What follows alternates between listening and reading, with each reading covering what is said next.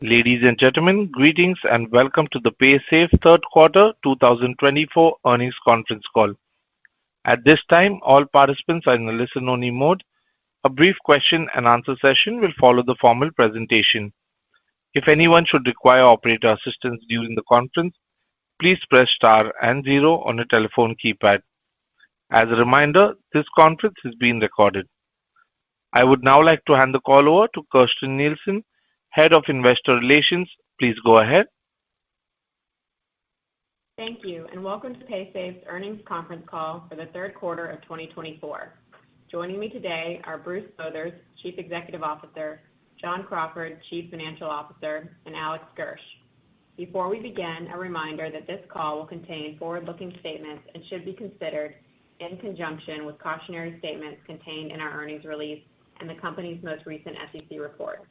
These statements reflect management's current assumptions and expectations and are subject to factors that could cause actual results to differ materially from those forward-looking statements. You should not place undue reliance on these statements. Forward-looking statements during this call speak only as of the date of this call, and we undertake no obligation to update them. Today's presentation also contains non-GAAP financial measures. You can find additional information about these non-GAAP measures and reconciliations to the most directly comparable GAAP financial measures in today's press release and in the appendix of this presentation, which are available in the Investor Relations section of our website. With that, I'll turn the call over to Bruce. Thanks, Kirsten, and thank you all for joining us today. Before I discuss our fantastic quarter, I want to start by saying that our hearts and thoughts are with our colleagues, customers, and partners in Florida and the southeastern U.S.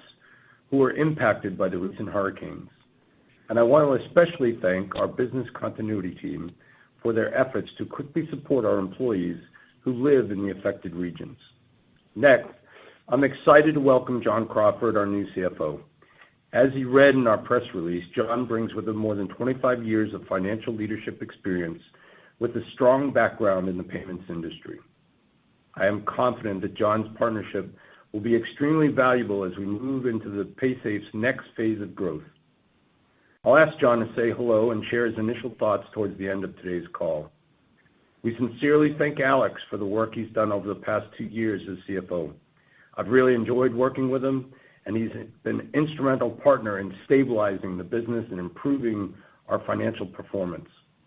Alex will stay with us through the end of the year, working closely with John to ensure a smooth transition. Now, let's review our Q3 results. We have continued our momentum, accelerating our higher quality revenue growth from the prior year, with revenue increasing 8% year over year, or 7% on a constant currency basis, to $427 million, with Merchant Solutions growing 11% and Digital Wallets growing 4%, slightly offset by lower interest revenue. Adjusted EBITDA of $117.8 million was up 1% year over year, and our adjusted EBITDA margin expanded 70 basis points in the third quarter compared to the first half of 2024, while making planned incremental investments as well as actions to reduce risk in the business. Additionally, we continue to focus on net leverage, reducing 8% from Q3 2023 to 4.7 times at the end of Q3 2024. Overall, our third quarter and year-to-date results highlight a strong year with our continued execution on our strategic priorities and our focus on delivering higher quality revenue growth, strengthening the business, and progressively reducing net leverage. With that said, we're pleased to reaffirm our full-year financial outlook for 2024, with revenue growth in the expected range of 7% to 8% and adjusted EBITDA margin in the range of 27.5% to 28%. Let's turn to slide 4 for an update on our 4 strategic priorities for 2024. I remain pleased with the progress that we've made this year, as all of our initiatives remain on track or ahead of expectations. Let's start with the expansion of our sales capabilities. During the quarter, we booked 83 enterprise wins, which was up meaningfully from last year, demonstrating our continued momentum in cross-selling and winning new clients. On our hiring initiative year to date, we've welcomed 170 new sales reps, reaching our target ahead of schedule. As a reminder, this is a critical initiative to expand our reach and sales capabilities across both enterprise merchants and SMB merchants. Second, on our portfolio optimization, we continue to perform better than we expected, supported by our actions to grow the direct sales team and enhance our products with value-added solutions and partnerships. Year to date, we've generated over $40 million in revenue related to these initiatives, ahead of schedule to reach our target of $50 million for the year. Our investments in these initiatives are tracking to our expectations, with some remaining spend expected in Q4. Our third priority for the year was to revamp our consumer acquisition efforts. Our marketing team continues to utilize new market testing strategies with the goal of building a scalable blueprint to drive user growth. Beyond our traditional acquisition efforts, we've also expanding our reach to new users through B2B2C partnerships. Last quarter, we announced a collaboration with Revolut to bring our eCash service to Revolut's 10 million UK customers. Through this relationship, we're enabling their customers to deposit and withdraw cash seamlessly to and from their bank accounts at any of our 12,000 point-of-sale partner locations in the UK. Within the first 3 months, we've transacted with 28,000 unique Revolut consumers, and we expect this to increase over time through further adoption in the UK, along with expansion to other markets. We look forward to launching a similar collaboration with a marquee client in the coming months. Finally, while still relatively small numbers, our revenue generated from new product introductions continues to be up significantly compared to last year, reflecting our sharpened focus on innovation and consumer experience. Turning to our merchant business on slide 5, we saw solid performance led by double-digit growth in e-commerce, which represents about 15% of our merchant portfolio by revenue. North American iGaming revenue grew over 50%, reflecting merchant wins in the prior year and industry growth. We also continue to see strength in our cross-selling efforts. Out of the 83 enterprise deals booked in Q3, 28% of those were with existing clients, and our net revenue retention with enterprise merchants remains above 100%. Billable MIDs were down slightly in Q3, mainly reflecting our focus on the ideal customer profiles and de-risking the portfolio. Revenue per new merchant was up double digits, and the SMB direct book grew 5%, reflecting the benefit of our investments to optimize the portfolio and our focus on driving stickier merchant relationships with greater lifetime value. Turning to digital wallets on slide 6. In Q3, we saw transactions per active user grow 16% year-over-year, with positive trends across all products, and average revenue per user grew 5%, supported by product initiatives and the ramp-up of merchants onboarded in 2023. This marks the 7th consecutive quarter of year-over-year growth for both metrics. We acquired 1.3 million users in the quarter, slightly up from the 1.2 in Q2, and stable year-over-year.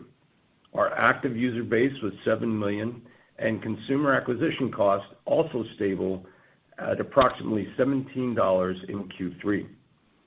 Again, we're seeing stability here with active users, along with improvement in the user engagement and experience. As I touched on earlier, we continue to improve our consumer acquisition strategies while targeting a broader consumer base and enhancing our wallet platform to offer a scalable model that supports sustainable growth. With that, I'll ask Alex to review the Q3 results in more detail. Thank you, Bruce. Let's move to slide 8 for a summary of our third quarter results. Total volume increased 7% year-over-year to $37.5 billion. Total revenue grew 8% to $427.1 million. or 7% on a constant currency basis. Revenue growth reflects strong performance from our 2023 sales cohort, portfolio optimization, and product initiatives. This was partly offset by a $3 million headwind from interest revenue. Adjusted EBITDA was $117.8 million for the quarter, an increase of 1% year-over-year, while adjusted EBITDA margin was 27.6%, a decline of 170 basis points, primarily reflecting the incremental investment as well as certain client exits related to de-risking the portfolio. As Bruce mentioned, our initiatives remain on track, and we expect to have a continued investment activity into Q4. On an LTM basis, unlevered free cash flow declined 3% to $318.7 million, mainly due to timing and tax-related items, and reflecting a 68% conversion rate, which is in line with our expected conversion range. Adjusted net income was $31.4 million, and adjusted EPS was 51 cents per share, down from 57 cents in the third quarter of last year. This mainly reflects an increase in our adjusted effective tax rate, which was 35% in Q3, primarily due to the recognition of BEAT tax expense in the U.S., totaling $3.5 million, related to growth in the U.S. and disbursements to non-U.S. entities. This includes roughly $2 million of catch-up attributable to prior periods. Excluding this catch-up, the rate would have been approximately 30%. Going forward, we expect an adjusted ETR in the range of 26% to 30%. These increases were partly offset by lower interest expense, reflecting lower debt and interest rates. Let's move to slide 9 to discuss the segment results. Starting with Merchant Solutions, volume increased 8% year-over-year to $32 billion, and revenue increased 11% to $241.1 million. Growth was driven by strong double-digit growth within our e-commerce business led by iGaming. The remainder of the merchant segment grew 8% year-over-year, reflecting our strategic initiatives to expand our sales capabilities and optimize the portfolio. Adjusted EBITDA was $52.6 million, a decline of 8%, reflecting continued investment in our 2024 initiatives and our actions to de-risk the portfolio, as we have discussed. Turning to the digital wallet segment on slide 10, volume increased 5% to $5.9 billion, and revenue increased 4% to $190.9 million, primarily driven by products and sales initiatives, along with the solid growth from merchant onboarded last year, partially offset by lower interest revenue. Foreign exchange impact were immaterial to the segment growth related in Q3. Adjusted EBITDA was $84.1 million, an increase of 5%, while adjusted EBITDA margin expanded 40 basis points. Turning to slide 11, we continue to strengthen our balance sheet and focus on disciplined capital allocation. At the end of the quarter, total debt was $2.4 billion, and net debt decreased by $39 million from the second quarter. Our net leverage ratio further improved to 4.7 times, compared to 5.1 times in Q3 of 2023. As a reminder, we have approximately $25 million remaining in our share repurchase program. We remain confident that our solid cash flow generation will enable us to continue investing in the business while also deleveraging and returning capital to the shareholders. Moving to full-year outlook on slide 12, based on our strategic progress and results to date, we are maintaining our revenue and adjusted EBITDA guidance for 2024, which we have updated on our last earnings call. Just to reiterate, our guidance reflects full-year reported revenue to be in a range of $1.713 billion to $1.729 billion, which is higher than our initial 2024 guidance provided at the beginning of the year. We continue to expect adjusted EBITDA to come in between $471 million to $484 million, reflecting adjusted EBITDA margin between 27.5% to 28%. I'll note that the euro to USD exchange rate averaged 1.1 for Q3 and approximately 1.09 quarter to date in Q4, and has recently trended lower. As a reminder, given our geographical mix, every 1% weakening of the euro versus the US dollar has an unfavorable impact of approximately $6 to $7 million on revenue annualized. Lastly, I want to reiterate that we continue to expect our net leverage to be between 4.6 times and 4.7 times at the end of the year. So we've achieved that a quarter ahead of schedule. And finally, I want to welcome John and also express my gratitude to my colleagues at Paysafe. Through a collective effort, we were able to improve our financial performance while reducing debt and leverage. I am grateful for the opportunity I've had to contribute to these stronger results and the company's broader transformation. Now I'll turn the call over to John to say a few words. Thank you, Alex, and I'll be brief. Since coming on board, I've had the opportunity to meet our teams across multiple locations, and I'm impressed with their dedication and drive to succeed.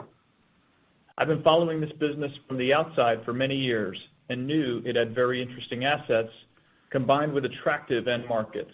Now I can add in the quality of the people, and that's a great formula for success. A few areas of opportunity stand out to me, and these early observations will help shape my priorities as we close out this year and prepare for next year and beyond. First, we've got too many systems, and we have the ability to achieve meaningful efficiencies there. Second, I believe we can improve internal capital allocation to generate more value for our customers and better returns for Paysafe. Finally, I will focus on cost discipline as we continue to scale and drive margin. To wrap up, I am thrilled to partner with Bruce and the team to build upon the progress to date and to unlock new opportunities to drive growth and operating leverage. And with that, I will turn the call back over to Bruce. Thank you, John and Alex. Our performance throughout 2024, including 8% revenue growth year to date, showcases continued execution on our priorities and our focus on delivering higher quality, sustainable revenue growth. At the same time, we're investing in our future and progressively reducing net leverage. I remain highly confident that we are taking the right actions to drive continued momentum in 2025 and beyond. I want to thank everyone on the Paysafe team for their persistent dedication and hard work throughout this turnaround. While we have more work to do, our progress has been remarkable over the last couple of years, and now as we continue to focus on getting better each quarter, we have a clear and exciting path to the next chapter of our journey. We are making our own weather. With that, we will open the line for your questions. Thank you. Ladies and gentlemen, we will now be conducting a question and answer session. If you would like to ask a question, please press star and one on your telephone keypad. A confirmation tone will indicate your line is in the question queue. You may press star and two if you would like to remove your question from the queue. For participants using speaker equipment, it may be necessary to pick up your handset before pressing the star keys. Ladies and gentlemen, we will wait for a moment while we poll for questions.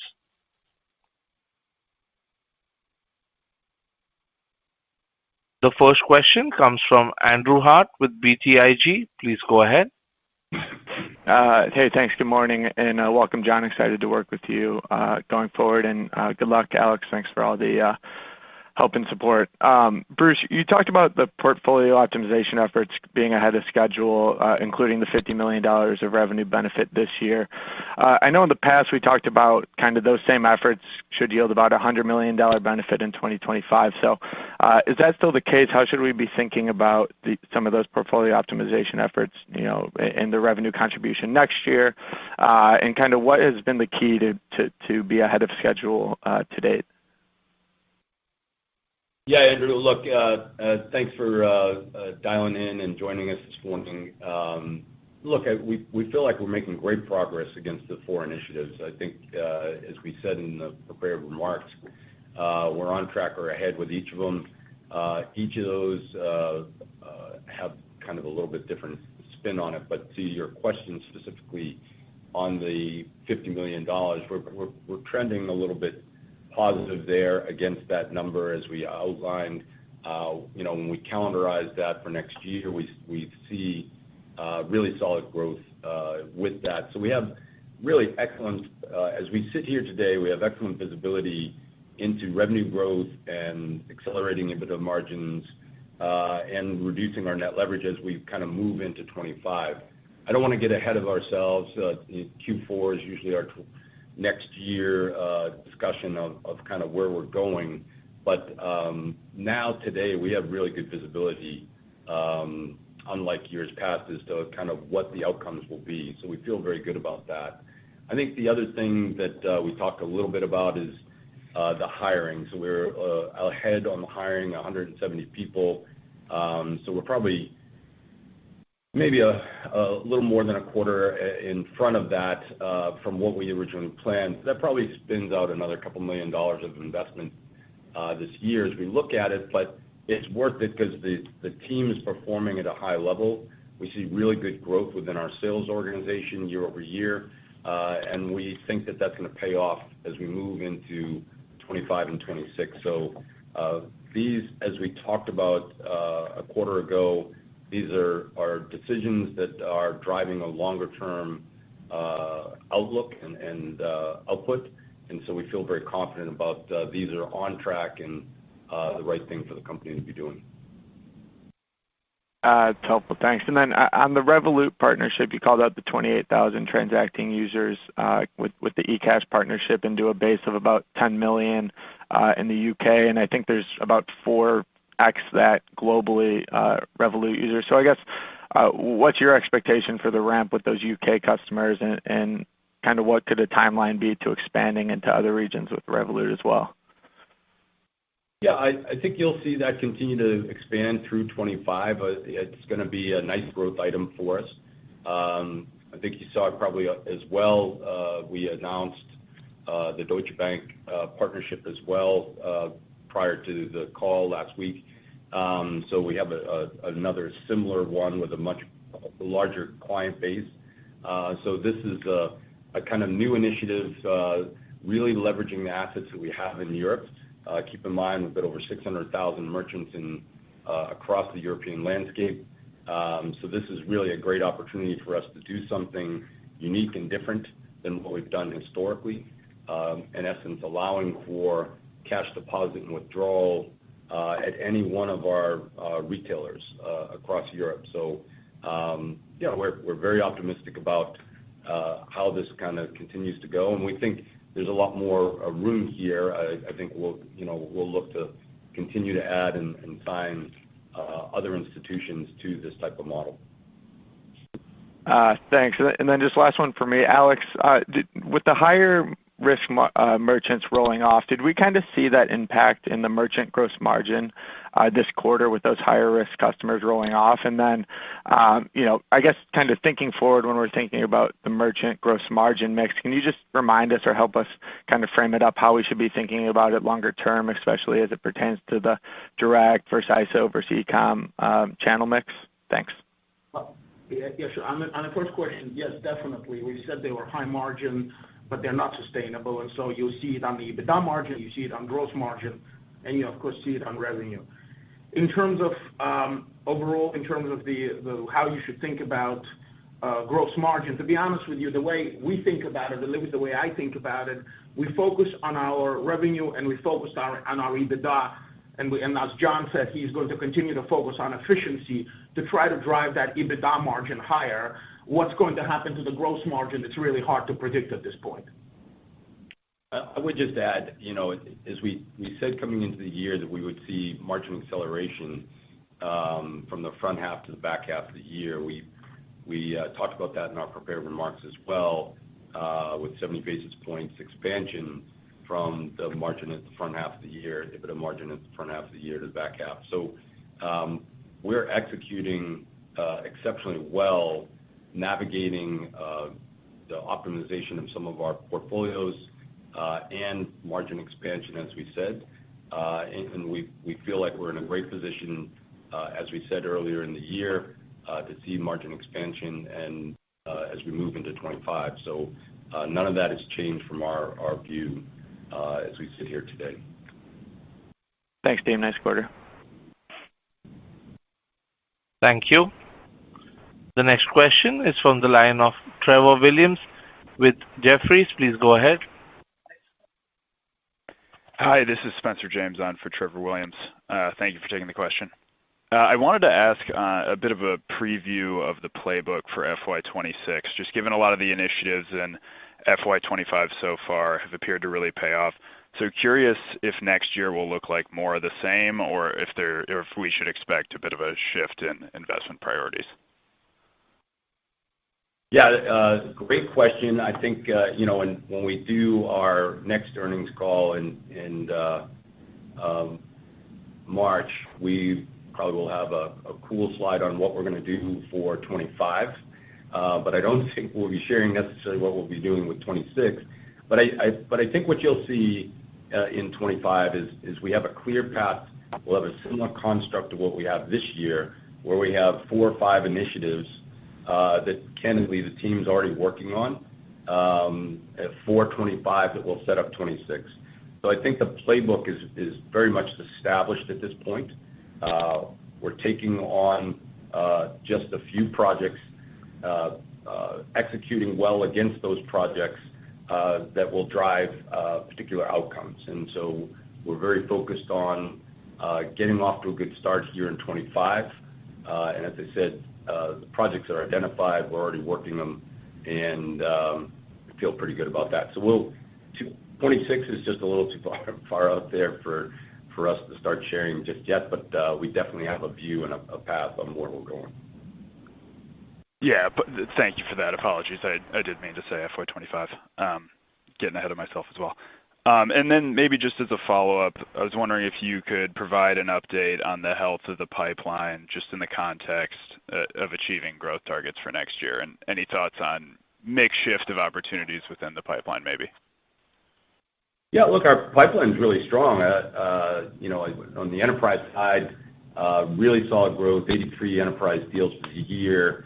It's basically double what we had a year before. We're seeing really solid growth within those numbers.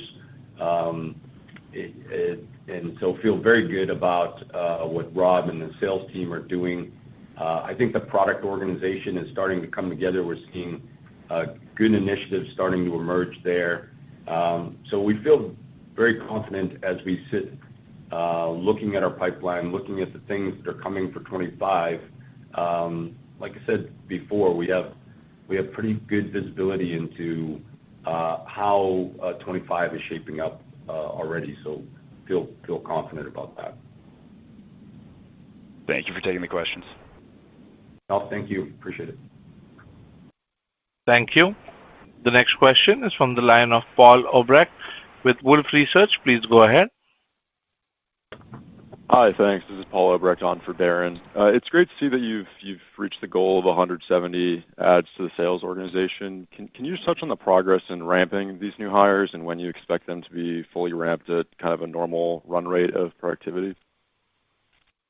Sure. Happy to do that. So as some of you may recall, what we talked about is our enterprise sales team generally takes about 6 months to get fully ramped. So accelerating the hiring really is about driving more opportunity into 25, getting them on board quicker so that we can really maximize the impact in 25.